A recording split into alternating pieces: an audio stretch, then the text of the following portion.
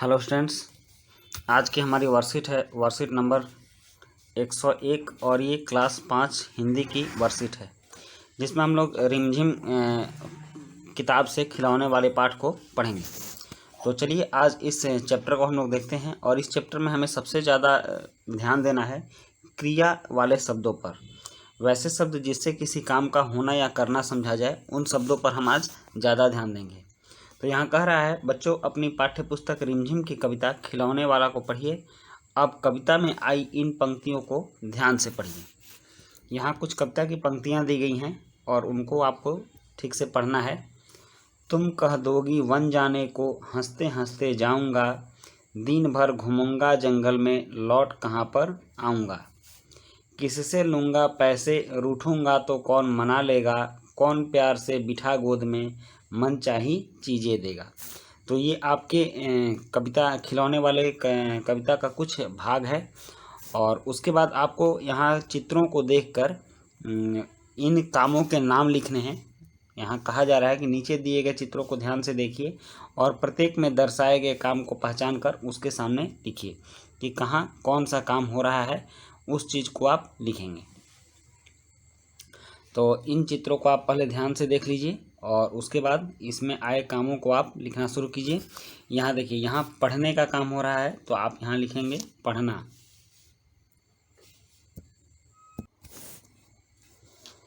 इसमें पढ़ना लिखिए।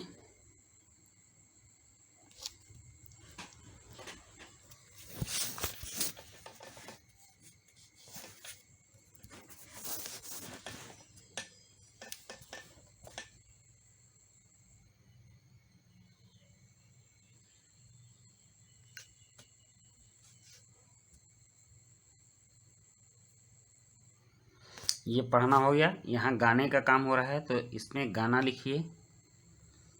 और यहाँ सोचा जा रहा है, देखिए ये व्यक्ति कुछ सोच रहा है तो यहाँ लिखिए सोचना।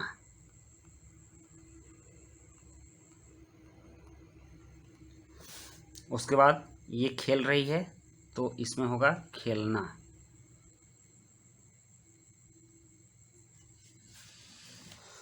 और यहाँ एक हाथी है जो पानी पी रही है तो इसमें जो काम हो रहा है उस काम का नाम है पीना। और ये है घूमना। तो इस तरह से यहाँ पढ़ना, गाना, सोचना, खेलना, पीना और घूमना काम हो रहा है। अब कह रहा है कि ऊपर लिखी पंक्तियों में आए गहरे रंग के, यहाँ जो इन पंक्तियों में जो गहरे रंग से लिखे गए हैं, तो गहरे रंग के सभी शब्दों में कोई ना कोई काम हो रहा है, जैसे कहना, जाना, हंसना, घूमना, आना, लेना, रूठना, मनाना, बैठाना, देना आदि। तो ये सभी जिन शब्दों में किसी न किसी काम के करने या होने का पता चलता है, वे क्रिया शब्द क्या कहलाते हैं? क्या कहलाते हैं? क्रिया। मतलब आपको अगर कुछ लगे कि यहाँ कोई काम हो रहा है तो उसको आप क्रिया समझेंगे। यह क्रिया शब्द है। और क्रिया की परिभाषा भी यही है कि जिन शब्दों से किसी न किसी काम के करने या होने का पता चलता है, वे क्रिया शब्द कहलाते हैं। उसके बाद कह रहा है कि यहाँ कुछ चित्र दिए गए हैं और उन चित्रों में कोई काम हो रहे हैं। तो काम हो रहे हैं तो आप उन चित्रों को ध्यान से देखिए और वाक्य बनाकर लिखिए कि इनमें क्या हो रहा है। तो यहाँ देखिए, यहाँ शिक्षिका पढ़ाने का काम कर रही है तो आप लिख सकते हैं टीचर पढ़ा रही है।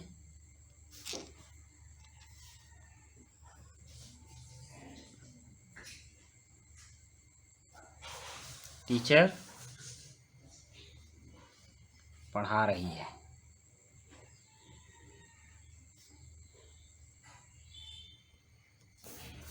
उसके बाद यह एक दर्जी है, कपड़ा काट रहा है तो आप लिख सकते हैं दर्जी कपड़ा काट रहा है।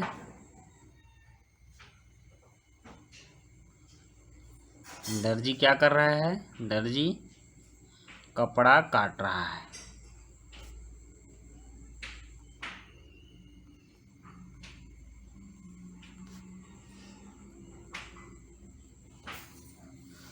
उसके बाद एक लड़की है जो कि खिड़की से बाहर देख रही है। तो बाहर कुछ हो रहा होगा, जैसे मान लीजिए कोई खिलौने वाला आया होगा या फिर कुछ बेचने वाला आया होगा, तो ये बाहर देखने का काम कर रही है, तो आप लिख सकते हैं लड़की बाहर देख रही है। लड़की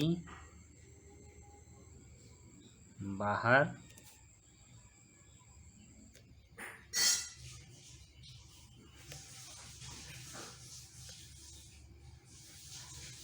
देख रही है। ओके, और उसके बाद यहाँ है कि ये कुछ पेंटिंग कर रही है, चित्र बना रही होगी, तो आप लिख सकते हैं लड़की चित्र बना रही है।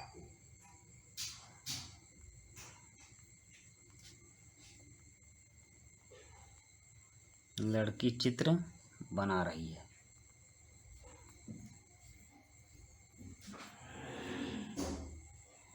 ओके, तो इस तरह से यहाँ जितने भी काम हो रहे हैं उन सभी कामों को हमने देख लिया। अब आइए अब देखते हैं नीचे क्या करना है। तो प्रश्न 3 है और इस प्रश्न में कह रहा है कि नीचे लिखी पंक्तियों को ध्यान से पढ़िए और नीचे दिए गए प्रश्नों के उत्तर लिखिए। तो यहाँ है सुनीता विलियम्स अंतरिक्ष यान में बैठकर अंतर्राष्ट्रीय अंतरिक्ष केंद्र इंटरनेशनल स्पेस स्टेशन गई, जिस अंतरिक्ष में गुरुत्वाकर्षण बल नहीं होता। गुरुत्वाकर्षण बल किसको कहते हैं कि वह बल जिससे पृथ्वी को किसी भी वस्तु को अपनी ओर खींचती है, तो इस बल को गुरुत्वाकर्षण बल कहते हैं। आप देखते हैं ना कि आप धरती पर से कुछ भी चीज़ ऊपर फेंकते हो तो वह पुनः धरती पर ही आके गिर जाता है। तो ये जो गिरता है तो इसमें एक बल लगता है जो कि पृथ्वी इसको अपनी ओर खींचती है, तो इसी खिंचाव को गुरुत्वाकर्षण बल कहते हैं। लेकिन जब अंतरिक्ष में कोई जाता है तो यह बल काम नहीं करता है, अंतरिक्ष में गुरुत्वाकर्षण बल नहीं होता है, जिसके कारण सभी चीज़ें सतह से ऊपर ही उड़ती रहती हैं, क्योंकि सतह पर खींचने वाले बल काम नहीं करते हैं, वे सतह को नहीं छूती। तो अब कह रहा है मान लीजिए आप अंतरिक्ष यान में बैठकर अंतरिक्ष में पहुंच गए, तो क्या आप एक जगह आसानी से बैठ पाएंगे? नहीं, इसलिए क्योंकि आप सतह पर अस्थिर नहीं रह सकते। आप जिस तरह हवा में हल्का रुई उड़ता रहता है उसी तरह आप उड़ते रहेंगे। आपके बालों का क्या होगा? तो बाल ऊपर उठ जाएंगे। बाल क्या होंगे? ऊपर उठ जाएंगे।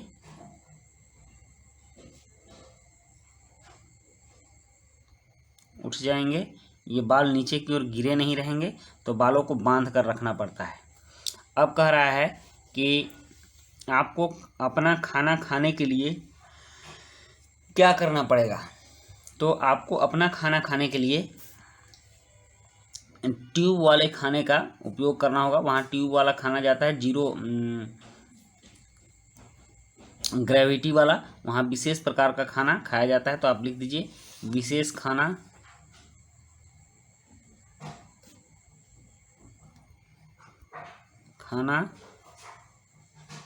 मिलेगा या आपको ले जाना होगा। ओके, जिसमें जीरो ग्रेविटी होगी, और ग्रेविटी काम नहीं करेगा और वो आपके मुंह में चला जाएगा, और वो एक ट्यूब में भरा होता है, उसी से खाया जाता है। बाहर निकालने पर उसके छितराने का, बिखरने का डर रहता है। नेक्स्ट है, अब कह रहा है कि आपके द्वारा लिखे गए इन वाक्यों में आए क्रिया शब्दों पर गोला बनाइए। तो जैसे कि आप आसानी से बैठ पाएंगे तो नहीं बैठेंगे, तो बैठने पर आप गोला लगा दीजिएगा। आपके बाल ऊपर उड़ जाएंगे तो उड़ने पर गोला लगाइएगा। खाने के लिए क्या करना होगा? तो ट्यूब वाला खाना खाना होगा, उस पर गोला लगाइएगा। तो इस तरह से जितने भी क्रिया शब्द होंगे उन सब पर आप गोला लगा देंगे। और अब है अभिभावकों के लिए सुझाव कि घर में ही होने वाले विभिन्न कार्यों को करते हुए बच्चों को बताएं कि वे सभी कार्य क्रिया कहलाते हैं। तो बच्चों, आज की वर्कशीट में हम लोगों ने क्रिया शब्द समझा और जाना कि क्रिया शब्द कैसे किसी भी काम के करने या होने का मतलब समझाता है। और इस वर्कशीट से के माध्यम से हम लोगों ने क्रिया को बहुत आसानी से समझ लिया। आपने पूरी वर्कशीट देखी, आपको समझ में भी आया होगा। तो मिलते हैं हम लोग नेक्स्ट वर्कशीट में, तब तक के लिए थैंक यू।